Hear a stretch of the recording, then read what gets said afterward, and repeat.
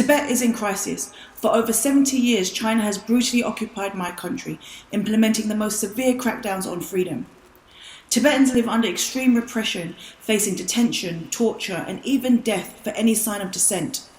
Since January, China has sent at least 500,000 Tibetans into military-style labour camps. In the words of the Dalai Lama, Tibet under China's rule has become hell on earth.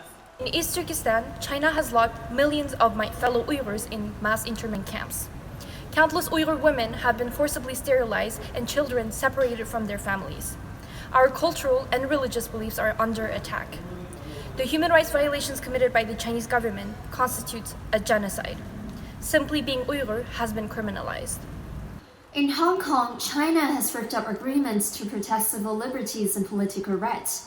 The Chinese government has forced its national security law on Hong Kong, threatening brave Hong Kongers with life in prison if they speak up against the CCP. By undermining Hong Kong's special status, China has shown its utter contempt for international law and the Sino-British Joint Declaration.